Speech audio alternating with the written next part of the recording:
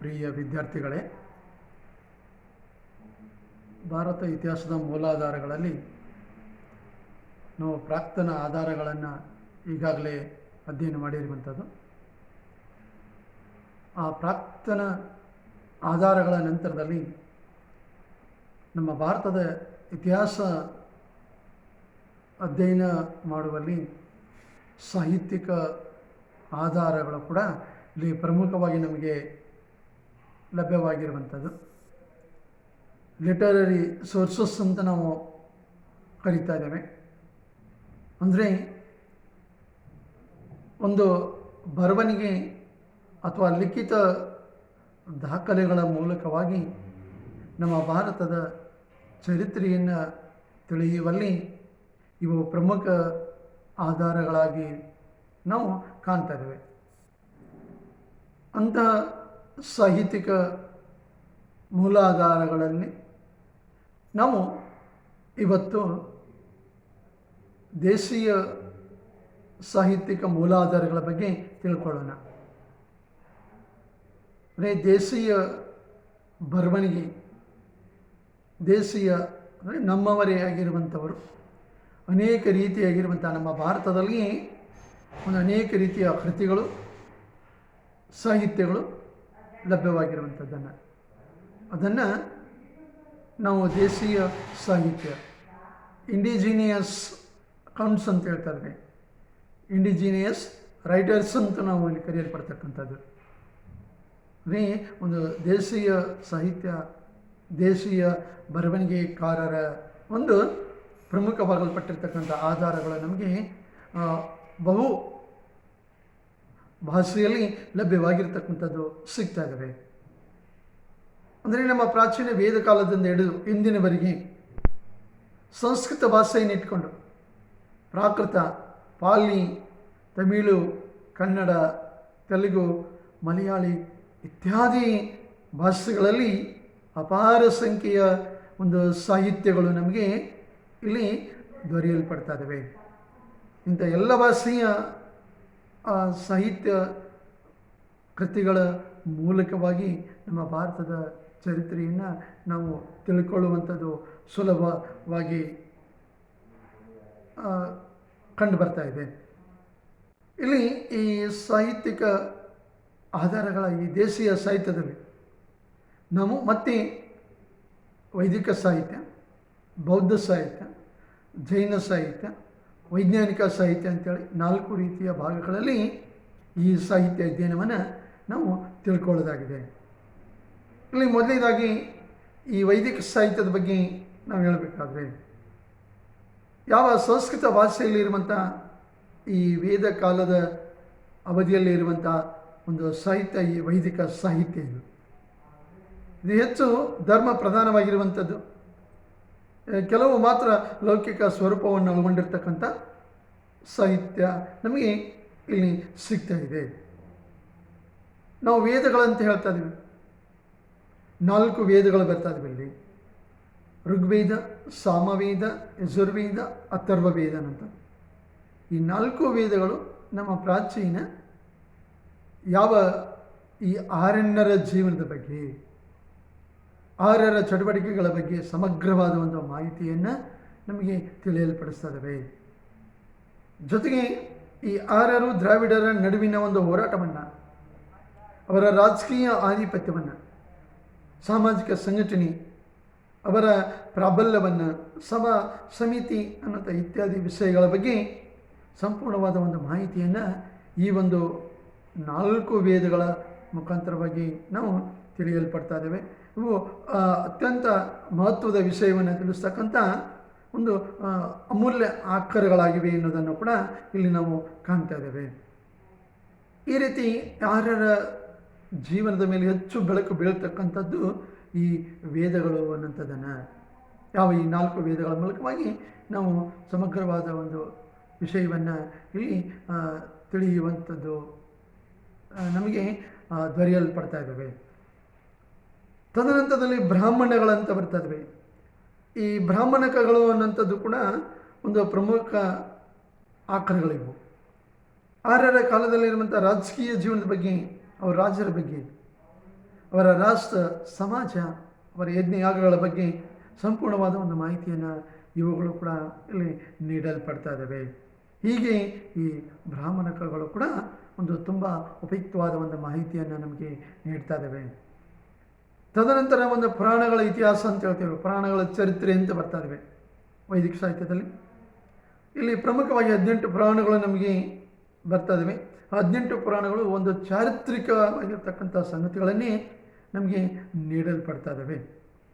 ಅಂದರೆ ಇಲ್ಲಿ ಭಾರತದಲ್ಲಿ ಯಾವ ಮಗಧದಲ್ಲಿ ನಂದರು, ಮೌರ್ಯರ ಆಳ್ವಿಕೆ, ಶುಂಗರು, ಕಣ್ವರು, ಗುಪ್ತರ ಆಳ್ವಿಕೆಯನ್ನು ಇವು ನಮಗೆ ತಿಳಿಸಲ್ಪಡ್ತಾ ಇದ್ದಾವೆ. ಯಾವ ಈ ಪುರಾಣಗಳ ಇತಿಹಾಸ ಅನ್ನೋದನ್ನು. ಅಂಥ ಒಂದು ಪುರಾಣಗಳಲ್ಲಿ ವಾಯುಪುರಾಣ ಅಂತಂದು, ಬ್ರಹ್ಮಾಂಡ ಪುರಾಣ, ವಿಷ್ಣು ಪುರಾಣ, ಮತ್ಸ್ಯ ಪುರಾಣ, ಭವಿಷ್ಯ ಪುರಾಣ ಅನ್ನೋಂಥದ್ದು ಇಲ್ಲಿ ಐತಿಹಾಸಿಕತೆಯಾಗಿರ್ತಕ್ಕಂಥ ತುಂಬ ಮಹತ್ವದ ಒಂದು ವಿಷಯಗಳನ್ನು ನಮಗೆ ಅವು ನೀಡಲ್ಪಡ್ತಾ ಇದ್ದಾವೆ. ಹೀಗೆ ಈ ವೈದಿಕ ಸಾಹಿತ್ಯ ಅನ್ನೋದು ಒಂದು ಹೆಚ್ಚು ಈ ಭಾರತದ ಆರಂಭದ ಚರಿತ್ರೆ ಮೇಲೆ ಒಂದು ಬೆಳಕನ್ನು ಬೀರಲ್ಪಡ್ತಾ ಇದೆ ಅನ್ನುವಂಥದ್ದು ಇವುಗಳ ಮೂಲಕವಾಗಿ ನಾವು ಸ್ಪಷ್ಟವಾಗಿ ಇಲ್ಲಿ ತಿಳಿಯಲ್ಪಡ್ತಾ ಇದ್ದೇವೆ. ತದನಂತರ ಕ್ರಿಸ್ತಪೂರ್ವ 4ನೇ ಶತಮಾನದಿಂದ ಕ್ರಿಸ್ತಶಕ 4ನೇ ಶತಮಾನದವರೆಗಿನ ಇತಿಹಾಸವನ್ನು ನಮಗೆ ಒದಗಿಸುವಲ್ಲಿ, ತಿಳಿಸುವಲ್ಲಿ ಪ್ರಸಿದ್ಧವಾಗಿರ್ತಕ್ಕಂಥ ಒಂದು ಮಹಾಕಾವ್ಯಗಳು ಬರ್ತಾ ಇವೆ. ರಾಮಾಯಣ ಮತ್ತು ಮಹಾಭಾರತ ಅನ್ನೋಂಥದ್ದು ಇವು ಹೆಚ್ಚು ನಮ್ಮ ಭಾರತದ ಮೇಲೆ ಒಂದು ವಿಷಯಗಳನ್ನು ತಿಳಿಸ್ತಕ್ಕಂಥ ಒಂದು ಕೃತಿಗಳಾಗ್ತಾ ಇದ್ದಾವೆ. ಇವುಗಳು ಕೂಡ ಆರ್ಯರ ಮತ್ತು ದ್ರಾವಿಡರ ಮಧ್ಯದಲ್ಲಿ ಸಂಭವಿಸಿರ್ತಕ್ಕಂಥ ಘರ್ಷಣೆಯನ್ನು, ಹೋರಾಟವನ್ನು ಇವುಗಳು ಕೂಡ ನಮಗೆ ವ್ಯಕ್ತಪಡಿಸ್ತಾ ಇದ್ದಾವೆ, ತಿಳಿಯಲ್ಪಡಿಸ್ತಾ ಇದ್ದಾವೆ.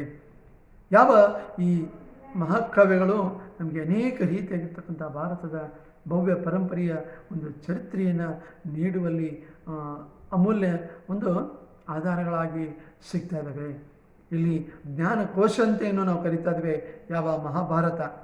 ಈ ಮಹಾಭಾರತವು ಒಂದು ಐತಿಹಾಸಿಕವಾಗಿರ್ತಕ್ಕಂಥ ಒಂದು ಮಹತ್ವದ ಒಂದು ವಿಷಯವನ್ನು ಇದು ನಮಗೆ ತಿಳಿಸಲ್ಪಡ್ತಾ ಇದೆ.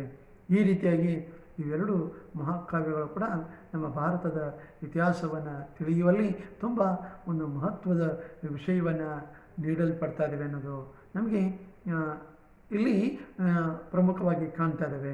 ಹೀಗೆ ಈ ರೀತಿಯಾಗಿ ಈ ವೈದಿಕ ಸಾಹಿತ್ಯ ಅನ್ನೋದು ಕೂಡ ಈ ಭಾರತದ ಮೇಲೆ ಹೆಚ್ಚು ಒಂದು ವಿಷಯಗಳನ್ನು ತಿಳಿಸ್ತಕ್ಕಂಥ ಒಂದು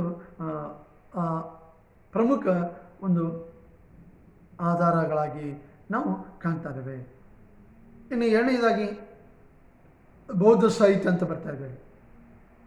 ಬುದ್ಧಿಸ್ಟ್ ಲಿಟ್ರೇಚರ್ ಅಂತ ಕರಿತೀವಿ ನಾವು. ಬುದ್ಧಿಸ್ಟ್ ಲಿಟ್ರೇಚರ್ ಬೌದ್ಧ ಸಾಹಿತ್ಯದ ಕ್ರಿಸ್ತಪೂರ್ವ 6ನೇ ಶತಮಾನದ ಏಳಿಗೆಯಲ್ಲಿ ಬಂದಿರತಕ್ಕಂಥ ಈ ಧರ್ಮ ಇತಿಹಾಸ ರಚನೆಗೆ ಒಂದು ಮುಖ್ಯವಾಗಿರ್ತಕ್ಕಂಥ ಆಧಾರವಾಗ್ತಾ ಇದೆ ನಮಗೆ.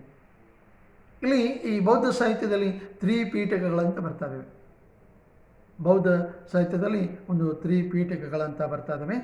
ಇಲ್ಲಿ ಯಾವ ಇವು ಪಾಲಿ ಭಾಷೆಯಲ್ಲಿ ನಿಮಗೆ ರಚನೆಯಾಗಿರ್ತಕ್ಕಂಥದ್ದು ತ್ರಿಪೀಠಕಗಳು. ಅವು ಯಾವಂತಂತಂದರೆ ವಿನಯ ಪೀಠಕ, ಸುತ್ತ ಪೀಠಕ, ಅಭಿಧಮ್ಮ ಪೀಠಕ ಅಂತ ಬರ್ತಾ ಇದ್ದಾವೆ. ಇವೆಲ್ಲ ಪ್ರತಿಯೊಂದು ಪ್ರತ್ಯೇಕವಾಗಿರ್ತಕ್ಕಂಥ ವಿಷಯಗಳನ್ನು ನಮಗೆ ನೀಡಲ್ಪಡ್ತಾರೆ. ಇಲ್ಲಿ ವಿನಯ ಪೀಠಕ ಏನು ಹೇಳ್ತಾ ಇದೆ ಅಂತಂದರೆ ಬೌದ್ಧ ಧರ್ಮದ ಸನ್ಯಾಸಿನಿಯರು ಅನುಸರಿಸಬೇಕಾಗಿರ್ತಕ್ಕಂಥ ನೀತಿ ನಿಯಮಗಳನ್ನು ನಮಗೆ ಸ್ಪಷ್ಟವಾಗಿ ಇಲ್ಲಿ ತಿಳಿಸಲ್ಪಡ್ತಾ ಇದ್ದಾವೆ. ಅವರ ಆಚಾರ ವಿಚಾರಗಳನ್ನು, ಅವರ ಹಿತೋಪದೇಶಗಳನ್ನು, ಅವರ ಚಟುವಟಿಕೆಗಳನ್ನು ಕೂಡ ಇಲ್ಲಿ ಈ ಒಂದು ವಿನಯ ಪೀಠಕ ನಮಗೆ ಸ್ಪಷ್ಟವಾದ ಒಂದು ಮಾಹಿತಿಯನ್ನು ನೀಡಲ್ಪಡ್ತಾ ಇದೆ. ಸುತ್ತ ಪೀಠಕ ಯಾವ ಬುದ್ಧನು ಜನಸಾಮಾನ್ಯರಿಗೆ ಬೋಧಿಸಲಿರತಕ್ಕಂಥ ಬೋಧನೆಗಳನ್ನು ಒಳಗೊಂಡಿರ್ತಕ್ಕಂಥದ್ದು ಇದು. ಯಾವ ಬೌದ್ಧ ಧರ್ಮದ ಸ್ಥಾಪಕನಾಗಿರ್ತಕ್ಕಂಥ ಬುದ್ಧ ಎಲ್ಲ ಜನರಿಗೆ ಬೇಕಾಗಿರ್ತಕ್ಕಂಥ ಅನುಸರಿಸಬೇಕಾಗಿರ್ತಕ್ಕಂಥ ಒಂದು ಒಳ್ಳೆಯ ಉಪದೇಶಗಳನ್ನು, ಹಿತನುಡಿಗಳನ್ನು, ಬೋಧನೆಗಳನ್ನು ಅವನು ಯಾವ ಹೇಳಲ್ಪಟ್ಟಿರುವಂಥದ್ದು ಈ ಒಂದು ಸೂತ್ತ ಪೀಠಕದ ಮೂಲಕವಾಗಿ ನಮಗೆ ವಿಶ್ಲೇಷಣೆಗಳು, ವಿವರಣೆಗಳು ಸಿಗ್ತಾ ಇದ್ದಾವೆ. ಇನ್ನು ಅಭಿಧಮ್ಮ ಪೀಠಕ ಇದು ಬುದ್ಧನ ಜೀವನ ಮತ್ತು ಅವನ ಉಪದೇಶವನ್ನು ಒಳಗೊಂಡು ಜೊತೆಗೆ ಅವನ ಜಾತಕ ಕಥೆಗಳಂತ ಬರ್ತಾ ಇದ್ದಾವೆ, ಬುದ್ಧ ಚರಿತ್ರೆ ಅಂತ ಬರ್ತಾ ಇದ್ದಾವೆ. ಇವೆಲ್ಲಗಳ ಬಗ್ಗೆ ವಿವರಣೆಯನ್ನು ಅದು ನೀಡಲ್ಪಡ್ತಾ ಇದೆ. ಅಂದರೆ ಈ ಅಭಿಧಮ್ಮ ಪೀಠಕ ಬುದ್ಧನ ಜೀವನ, ಅವನು ಯಾವ ರೀತಿಯಾಗಿ ತನ್ನ ಜೀವನವನ್ನು ಅನುಸರಿಸ್ಕೊಂಡು ಬರ್ತಾ ಇದ್ದಾನೆ, ಯಾವ ರೀತಿಯಾಗಿರ್ತಕ್ಕಂಥ ಉಪದೇಶಗಳನ್ನು ಹೇಳ್ತಾ ಇದ್ದಾನೆ ಅನ್ನೋದು ಸ್ಪಷ್ಟವಾಗಿರ್ತಕ್ಕಂಥ ಒಂದು ವಿಷಯಗಳನ್ನು ಈ ಒಂದು ಯಾವ ಅಭಿಧಮ್ಮ ಪೀಠಕದಲ್ಲಿ ನಾವು ಕಾಣ್ತಾ ಇದ್ದೇವೆ. ಜೊತೆಗೆ ಈ ಒಂದು ಬೌದ್ಧ ಸಾಹಿತ್ಯದಲ್ಲಿ ಈ ತ್ರಿಪೀಠಕಗಳ ಜೊತೆಗೆ ಮತ್ತು ಯಾವ ಈ ಒಂದು ಜಾತಕ ಕಥೆಗಳಂತ ಬರ್ತಾ ಇದ್ವಿ, ಬುದ್ಧ ಚರಿತ್ರೆ ಅಂತ ಬರ್ತಾ ಇವೆ, ದಿಗಣಿಕಾಯ ಅನ್ನಂಥದ್ದು, ಕಥಾವಸ್ತು, ಮಹಾವಿಭಾಷ್ಯ, ದೀಪವಂಶ, ಮಹಾವಂಶ ಅನ್ನಂಥ ಒಂದು ಇತ್ಯಾದಿ ಕೃತಿಗಳು ಇಲ್ಲಿ ಬರ್ತಾ ಇದ್ದಾವೆ. ಎಲ್ಲ ಕೃತಿಗಳು ಕೂಡ ನಮ್ಮ ಯಾವ ಭಾರತದ ಚರಿತ್ರೆಯ ಮೇಲೆ ಒಂದು ಪ್ರಮುಖವಾಗಲ್ಪಟ್ಟಿರ್ತಕ್ಕಂಥ ವಿಷಯಗಳನ್ನು ನಮಗೆ ನೀಡಲ್ಪಡ್ತಾ ಇದ್ದಾವೆ. ತದನಂತರದಲ್ಲಿ ನಾವು ಜೈನ ಸಾಹಿತ್ಯದ ಬಗ್ಗೆ ನೋಡಿದಾಗ ಈ ಜೈನ ಸಾಹಿತ್ಯವು ಕೂಡ ಕ್ರಿಸ್ತಪೂರ್ವ 6ನೇ ಶತಮಾನದಲ್ಲಿ ಬೌದ್ಧ ಸಾಹಿತ್ಯದಂತೆ ಈ ಸಾಹಿತ್ಯವು ಕೂಡ ಅಷ್ಟೇ ಪ್ರಮುಖವಾಗಿರ್ತಕ್ಕಂಥ ಒಂದು ಪಾತ್ರವನ್ನು ವಹಿಸಿಕೊಂಡು ಬರ್ತಾ ಇದೆ. ಈ ಒಂದು ಜೈನ ಸಾಹಿತ್ಯವು ನಮಗೆ ಪ್ರಾಕೃತ ಭಾಷೆಯಲ್ಲಿ ಲಭ್ಯವಾಗ್ತಾ ಇದ್ದಾವೆ. ಅರ್ಧ ಮಾಗಧಿ ಭಾಷೆ ಅಂತ ಅವುಗಳನ್ನು ಕರೀತಾ ಇದ್ದಾವೆ. ಅಲ್ಲಿ 10 ಅಂಗಗಳು, 12 ಉಪಾಂಗಗಳು, ನಂತರ ಪೂರ್ವಗಳು, ಸೂತ್ರಗಳು ಅಂತ ಇಲ್ಲಿ ರಚನೆಯಾಗಿ ಬರ್ತಾ ಇದ್ದಾವೆ. ಇಲ್ಲಿ 12 ಅಂಗಗಳಲ್ಲಿ ಅನ್ನುವಂಥ ಒಂದು ಸಾಹಿತ್ಯದ ಭಂಡಾರ ಮಹಾವೀರನ ಜೀವನದ ಬಗ್ಗೆ, ಬೋಧನೆಯ ಬಗ್ಗೆ ವಿಶ್ಲೇಷಣೆಯನ್ನು ನೀಡ್ತಕ್ಕಂಥವುಗಳು. ಜೊತೆಗೆ ಇಂಥ ಒಂದು ಅಪಾರವಾದ ಈ ಜೈನ ಸಾಹಿತ್ಯವನ್ನು ನಮಗೆ ಜೈನ ಪಂಡಿತರು, ಸಾಹಿತಿಗಳು ಇಲ್ಲಿ ಬೆಳೆಸಿದ ಒಂದು ಕೀರ್ತಿ ಈ ಧರ್ಮಕ್ಕೆ ಸಲ್ಲಲ್ಪಡ್ತಾ ಇದೆ. ಅಂಥ ಒಂದು ಜೈನ ಪಂಡಿತರಲ್ಲಿ ಭದ್ರಭಾವು ಬರ್ತಾ ಇದ್ದಾರೆ. ನಂತರದಲ್ಲಿ ಯಾವ ಪ್ರಮುಖವಾಗಲ್ಪಟ್ಟಿರ್ತಕ್ಕಂಥ ಒಂದು ಪಂಪ, ರನ್ನ, ಪೊನ್ನ, ಜನ್ನ, ಜೀನಸೇನ, ಅಜಿತ ಸೇನಾಚಾರ್ಯ, ಪೂಜ್ಯಪಾದ, ರವಿಕೀರ್ತಿ ಇತ್ಯಾದಿ ಒಂದು ಪ್ರಮುಖವಾಗಿರ್ತಕ್ಕಂಥ ವಿದ್ವಾಂಸರು, ಪಂಡಿತರು ತಮ್ಮದೇ ಆಗಿರುವಂಥ ಒಂದು ಈ ಜೈನ ಧರ್ಮದ ಬಗ್ಗೆ ವಿಶ್ಲೇಷಣೆಯನ್ನು ನೀಡ್ತಕ್ಕಂಥ ಒಂದು ಸಾಹಿತ್ಯಗಳನ್ನು ನಮಗೆ ನೀಡಲ್ಪಡ್ತಾ ಇದ್ದಾರೆ. ಇವೆಲ್ಲವುಗಳ ಮೂಲಕವಾಗಿ ನಮ್ಮ ಭಾರತದ ಇತಿಹಾಸ ರಚನೆಯಲ್ಲಿ ಈ ಜೈನ ಸಾಹಿತ್ಯವು ಕೂಡ ಅಷ್ಟೇ ಒಂದು ಮಹತ್ವದ ವಿಷಯಗಳನ್ನು ನೀಡಲ್ಪಡ್ತಾ ಇದೆ ಅನ್ನೋದನ್ನು ನಾವು ಕಾಣ್ತಾ ಇದ್ದೇವೆ.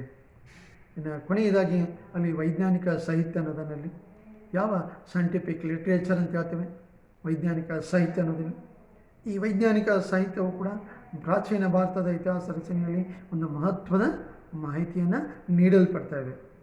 ಇಲ್ಲಿ ಆರ್ಯಭಟನ ಆರ್ಯಭಟಿ ಅನ್ನೋಂಥದ್ದು, ಬ್ರಹ್ಮಗುಪ್ತನ ಸೂರ್ಯ ಸಿದ್ಧಾಂತ, ರೋಮಕ ಸಿದ್ಧಾಂತ ಅನ್ನೋದು, ವರಹಮೀರನ ಬೃಹತ್ ಜಾತಕ ಪಂಚ ಸಿದ್ಧಾಂತಗಳು, ಜೊತೆಗೆ ಒಂದು ಸುಶ್ರುತ ಸಂಹಿತೆ, ಚರಕನ ಸಂಹಿತೆ, ಇಂಥ ಒಂದು ವಿಜ್ಞಾನ ರಂಗದಲ್ಲಿ ಕೊಟ್ಟಿರ್ತಕ್ಕಂಥ ಮಹತ್ವದ ಒಂದು ಸಾಹಿತ್ಯವು ಕೂಡ ನಮ್ಮ ಭಾರತದ ಒಂದು ಅಪಾರವಾಗಿರ್ತಕ್ಕಂಥ ವಿಷಯಗಳನ್ನು ಇವುಗಳ ಮೂಲಕವಾಗಿ ನಾವು ಕಾಣ್ತಾ ಇದ್ದೇವೆ.